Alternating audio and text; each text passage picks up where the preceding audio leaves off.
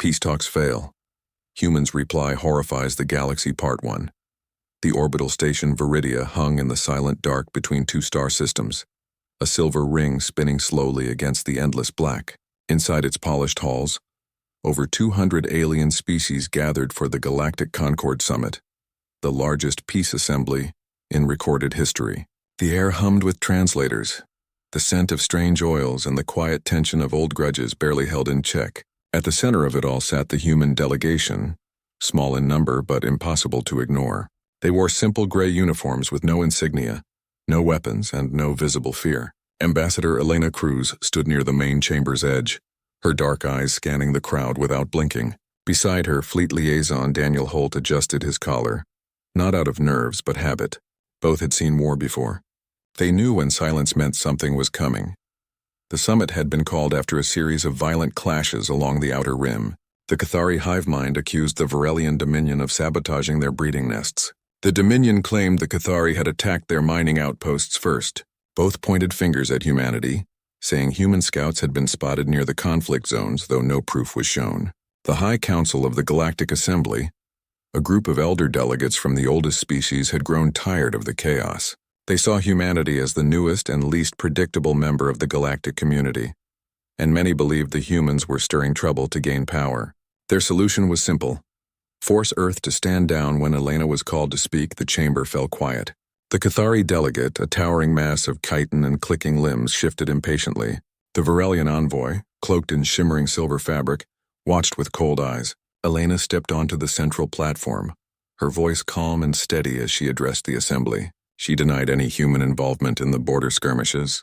She offered full access to human logs, ship routes, and communication records. She even proposed a joint patrol to monitor the disputed zones. But as she spoke, she saw the truth in their faces. They had already decided. They did not want answers. They wanted obedience. The Council's response came quickly. Led by Elder Zorvac of the Galax, a species known for their rigid order, the Assembly demanded that humanity cease all military expansion immediately.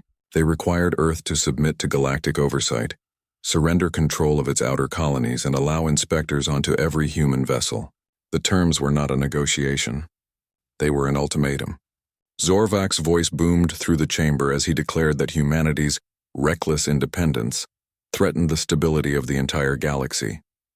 He said humans were children playing with fire, and it was time for adults to take the matches away. Elena did not argue.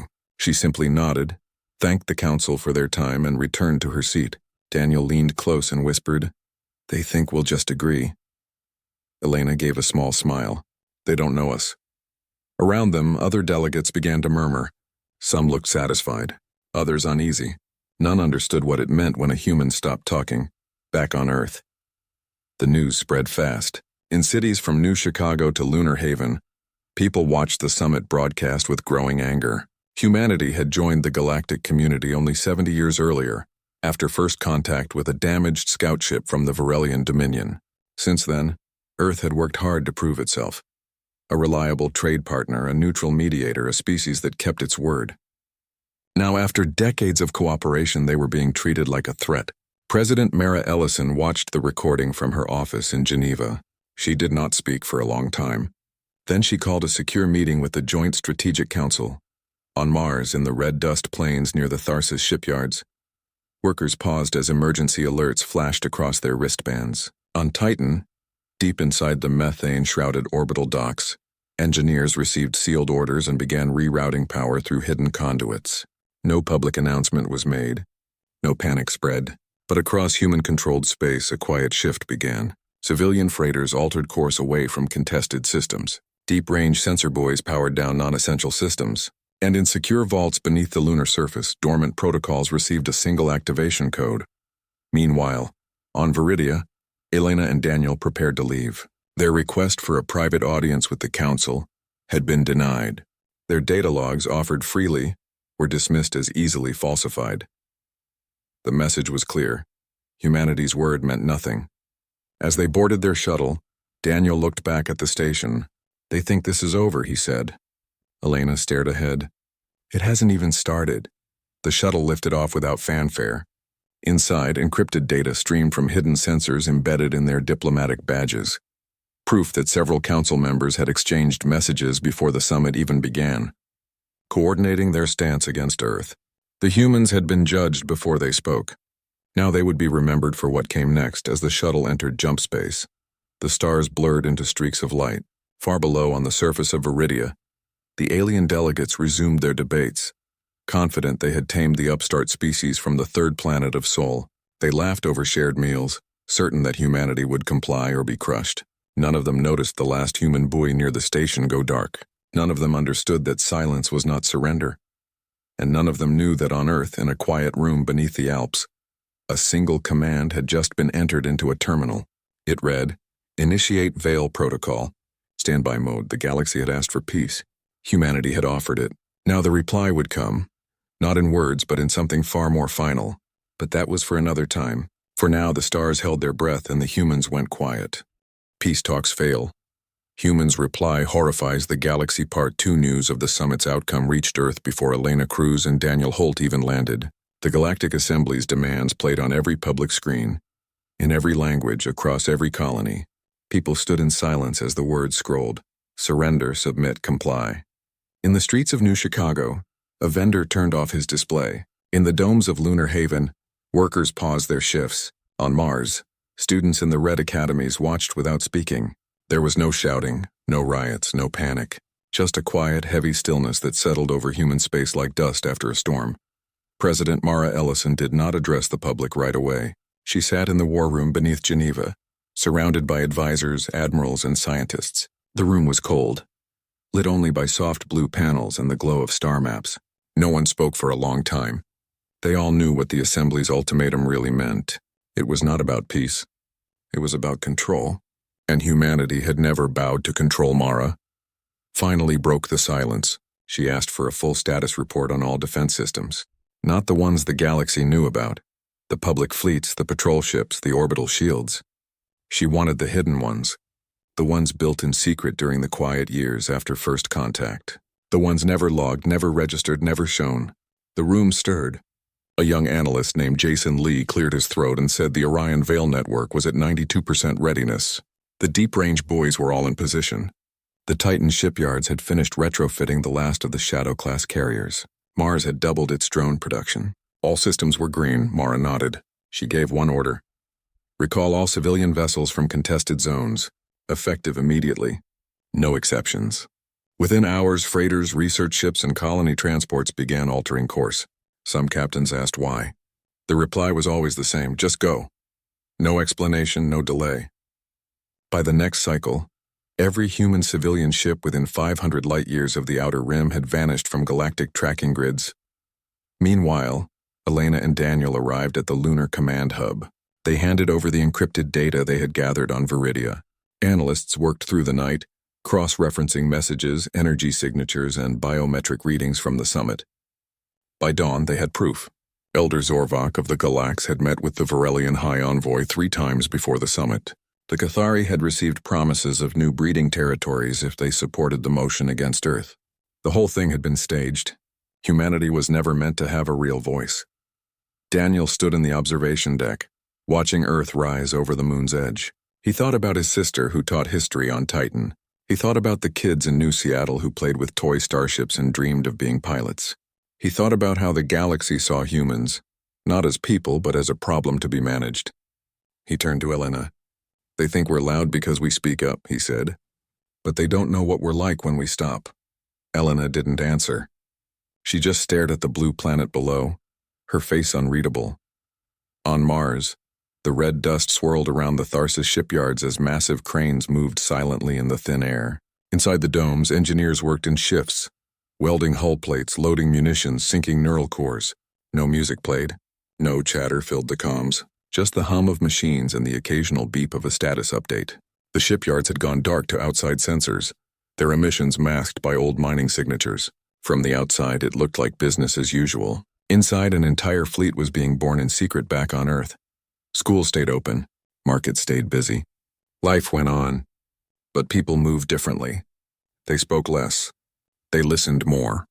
In homes, families checked emergency kits. In offices, workers backed up data to offline drives. No one said what they feared, but everyone knew. The galaxy had drawn a line, and humanity had never been good at staying behind line. President Ellison finally made her address, not on public channels, not with grand speeches. She sent a single message to every military and civilian leader in human space. It read, "Prepare for silence," that was all. No explanation, no timeline, just those 3 words. Across the colonies, commanders understood. They activated dormant protocols, sealed vaults opened, hidden comms arrays powered up, and in deep space, far beyond the reach of alien scanners, the last buoys of the Orion Veil blinked once, then went dark. The Orion Veil was not a weapon. It was a network of stealth platforms placed along every major hyperspace lane used by the galaxy. Each node could disrupt jump calculations, collapse entry points, or flood a corridor with false signals. Alone, one node was useless. Together, they could cut the galaxy in half. Humanity had spent 40 years building it, not out of aggression, but fear that one day, the galaxy would decide they were too dangerous to exist.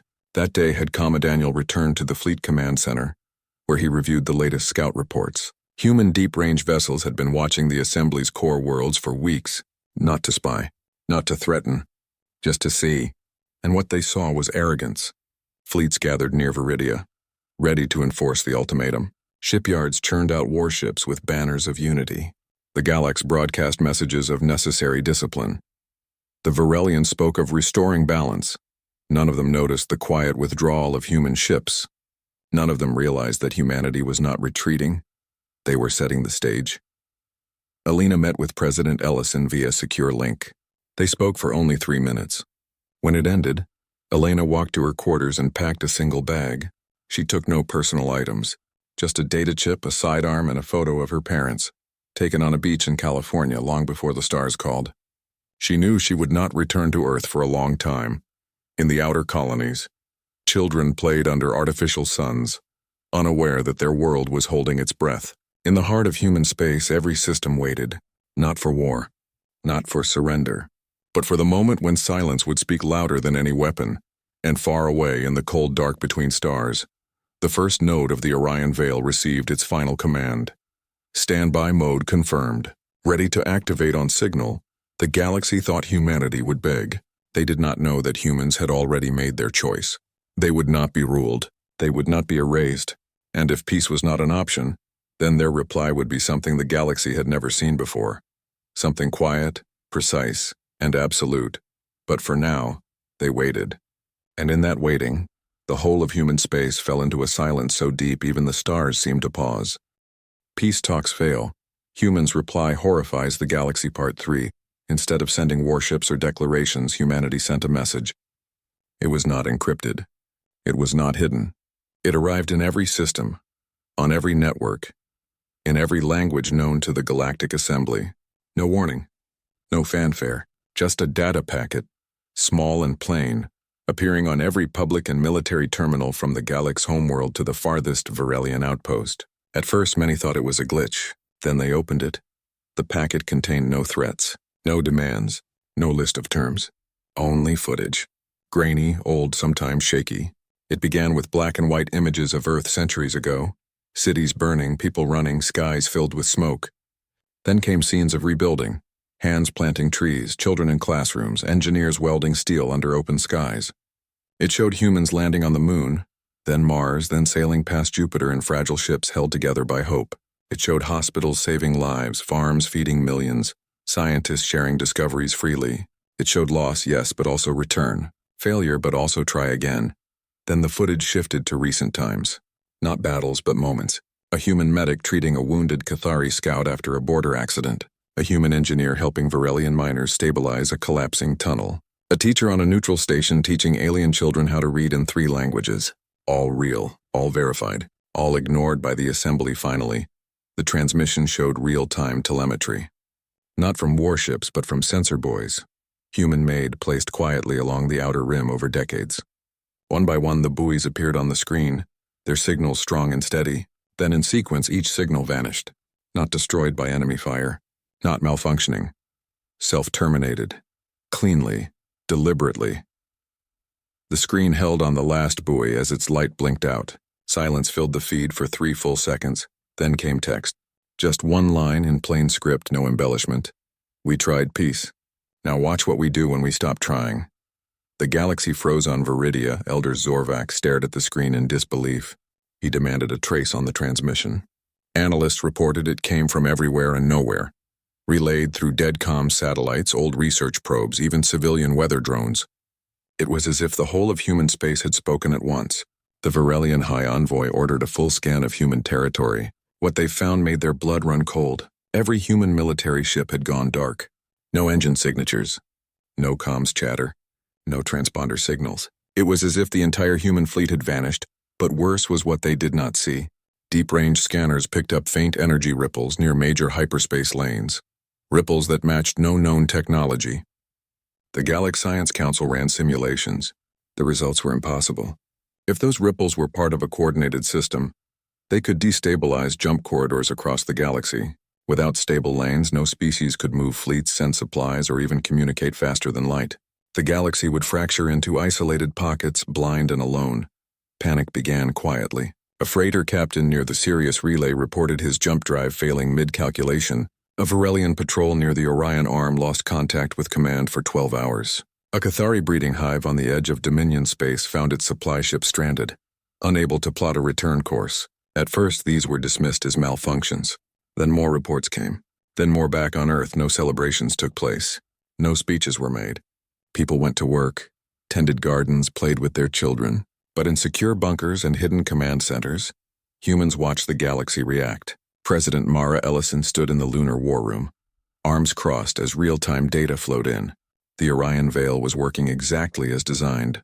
Not by firing weapons, but by making the galaxy doubt its own Skyalena crews was aboard the carrier Ares-7, now stationed near the Pluto defense line. She reviewed the latest intel. The assembly was in chaos. Species that once stood united now accused each other of sabotage. The Virelians blamed the Cathari for disrupting galactic harmony. The Galax demanded emergency powers to restore order. None of them dared blame humanity openly, not yet. Because to do so would mean admitting they had pushed Earth too far. Daniel Holt coordinated with deep-range scouts. Their job was simple: appear near core worlds, scan for fleet movements, then vanish. No attacks, no interference. Just presence. The psychological effect was devastating. When a human scout ship appeared near the Varelian capital, their entire defense grid lit up. When another was spotted near a Galax supply depot, convoys halted for days. The humans were not fighting. They were reminding the galaxy that they could be anywhere, and that was more frightening than any weapon on Mars. The last Shadow-class carrier launched under blackout conditions. Its hull absorbed light. Its engines emitted no heat signature. Its crew spoke in whispers. It joined dozens of others already in position, waiting, not to strike, just to be ready. The shipyards fell silent after its departure. No new vessels were built. The message was clear. Humanity had all it needed. Meanwhile, the data packet kept spreading. Species that had never cared about humans now studied the footage. Young Galax scholars asked why their elders had dismissed Earth so quickly. Varelian traders remembered human fairness in past deals. Even the Cathari, driven by instinct, sensed something different in the human silence. It was not fear. It was resolve. Then came the final piece of the reply. Not from a ship or a station, but from the void itself. Long-range sensors detected a pattern in the self-destructed buoys. Their positions formed a shape when mapped in three-dimensional space. Not a symbol. Not a threat. A boundary. A line humanity had drawn around its own space, and beyond it a warning. Cross it and the lanes would fall. Ignore it and trade would die. Respect it and silence would remain. The galaxy had expected fire. Rage. Desperate pleas. Instead, they got clarity. Humanity was not asking for permission. They were stating a fact. And facts, unlike opinions, could not be voted down in the halls of power across 1,000 worlds. Leaders sat in stunned silence. They had assumed humans would break. Instead, humans had shown them what breaking truly looked like. Not in screams, but in stillness. Not in chaos, but in control. And in that moment, for the first time, the galaxy understood. Humanity was not the child at the table. They were the ones who had built the table. And if peace was no longer possible, then their reply would not be heard in words, but felt in the sudden, terrifying quiet of a sky that no longer led anywhere. Peace talks fail. Humans' reply horrifies the galaxy. Part 4. Panic spread through the galaxy like a slow poison. It did not come in explosions or invasions, but in silence. Ships that once jumped between stars without thought now hesitated. Captains double-checked coordinates. Nav computers returned errors where none had existed before. Supply convoys stalled at relay points, waiting for safe passage that never came. The hyperspace lanes, the arteries of galactic civilization, were failing not all at once, but just enough to make every journey a gamble. And everyone knew who was behind it. The Varelian Dominion was the first to act. Their economy depended on swift trade across 100 systems. Without reliable lanes, their markets would collapse within weeks. High Envoy Kale ordered the 7th Fleet to mobilize. Their mission was clear: locate and destroy the source of the disruptions. They assumed it was a human weapon hidden near key jump nodes. What they did not know was that the weapon was not a thing to be found. It was a system woven into the fabric of space itself. The fleet launched with banners flying and comms blaring. Within 2 days, half their ships reported navigation failures. One cruiser vanished entirely during a routine jump, reappearing 3 weeks later in a dead system with no power and half its crew in stasis. Panic turned to fear. Kale demanded answers. His scientists could only say the jump corridors were becoming unstable. As if space itself had grown hostile, the Galax responded with rigid control. Elder Zorvak declared a state of galactic emergency and called for unity under Galax leadership. He claimed humanity had unleashed a forbidden technology, one that threatened all civilized life. He urged every species to contribute ships to a joint task force, but fewer answered than he expected. Many remembered the footage humanity had sent, the images of cooperation, of help freely given. They wondered if they had been wrong to side with the Council on the Outer Rim. The Cathari hive mind reacted differently. They did not speak of justice or order. They sensed weakness. With the galaxy distracted, they launched raids on Varelian outposts, claiming territory while their enemies were blind. This only deepened the chaos. The Dominion accused the Galax of allowing the attacks.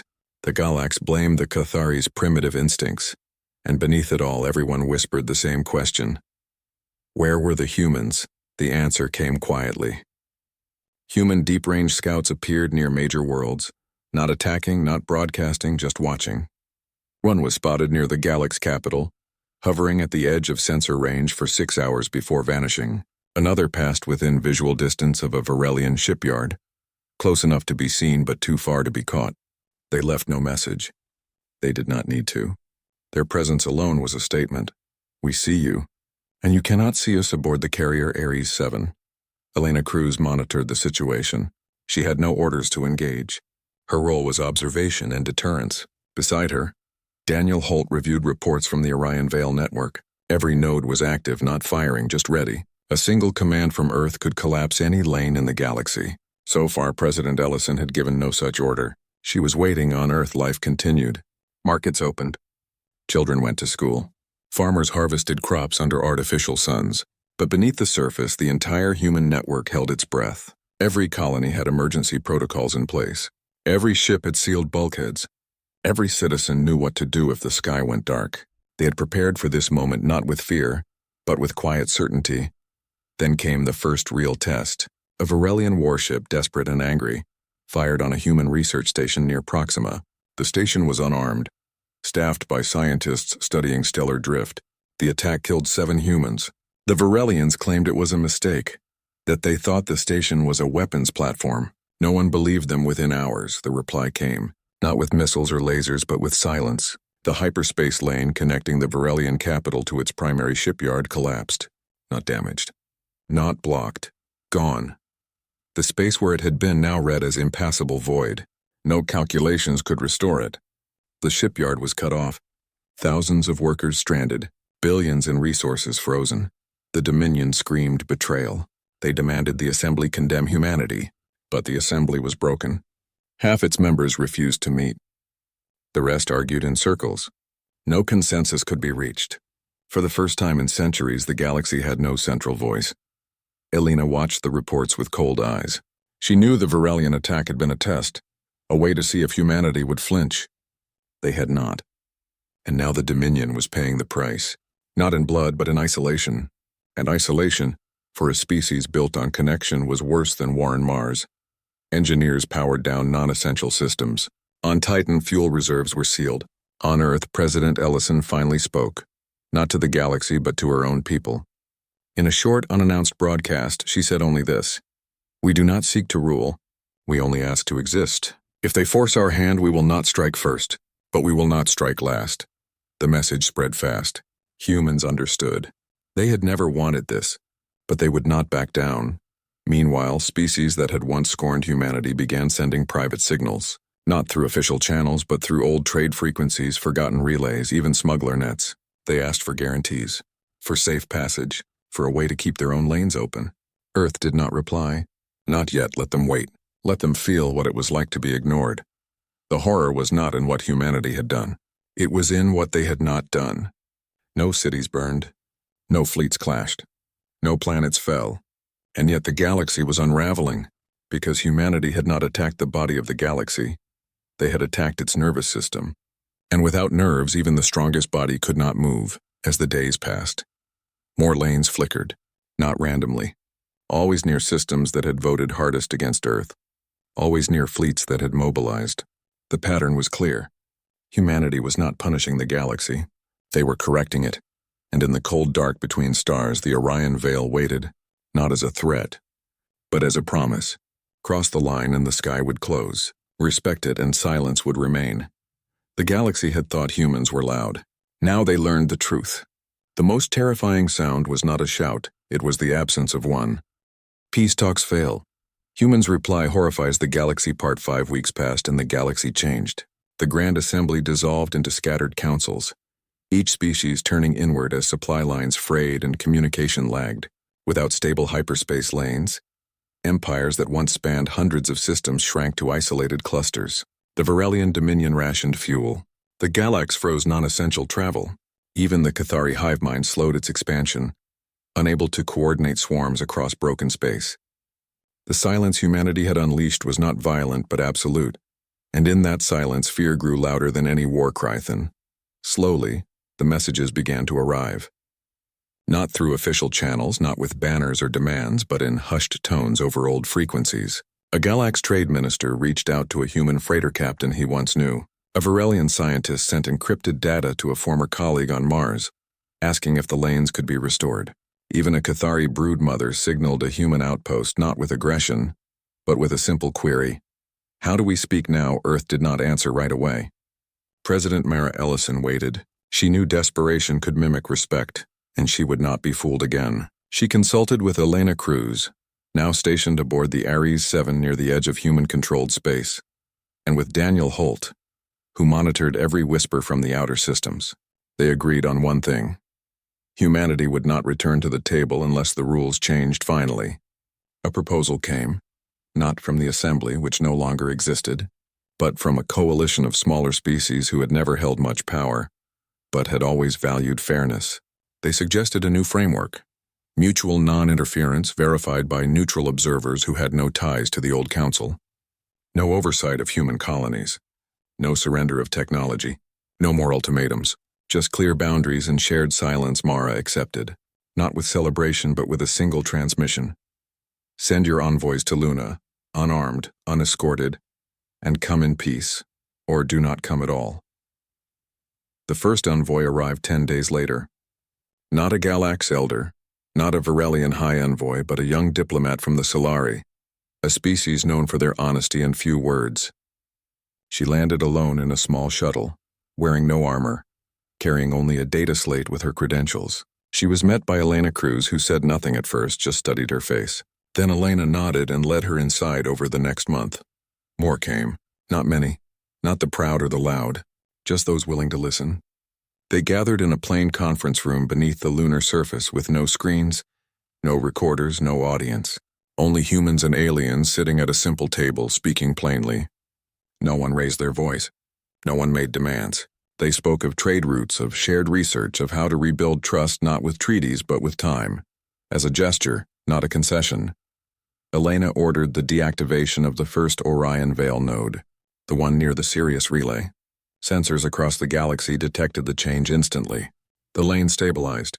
A Varelian freighter that had been stranded for weeks completed its jump safely. No announcement was made. No credit claimed. But everyone knew the galaxy learned a hard truth then. Humans did not seek to rule. They did not crave conquest. They only asked to exist on their own terms. And when those terms were denied, they did not rage. They responded with chilling precision. They did not break the galaxy. They showed it how fragile it truly was back on Earth. Life returned to normal, though nothing was truly normal again. Children still played under artificial suns, but now they learned not just history but restraint. Markets bustled, but reserves were kept full. Ships flew, but always with backup routes. Humanity had not won a war. They had avoided one by making it too costly to start. President Ellison never gave a victory speech. She simply walked through the gardens of the Geneva complex one evening. Watching the stars, she thought of the billions who had trusted her to protect their future without losing their soul. She thought of the 7 scientists lost at Proxima. She thought of the silence that had saved them all. On Mars, the shipyards remained quiet. On Titan, engineers maintained systems but built nothing new. The Shadow-class carriers stayed hidden, not as threats but as reminders. The Orion Veil still hummed in the dark, most nodes active, ready, not to punish but to protect. Elena stood on the observation deck of the Ares 7 one last time before returning to Earth. Daniel joined her, hands in his pockets, eyes on the stars. "Do you think they understand now?" he asked. Elena did not look at him. "They understand enough," she said. "That's all we ever needed." The galaxy would never see humanity the same way again. They had mistaken quiet for weakness, patience for fear, and cooperation for submission. Now they knew better. Humans were not the galaxy's children. They were its equal, and its warning. In the end, peace did not return with fanfare. It came softly, like dawn after a long night. No grand treaties. No monuments. Just ships passing in the dark without fear. Just words spoken and heard. Just silence that meant safety, not threatened somewhere. In the endless black between stars, the last human boy blinked once, then stayed lit.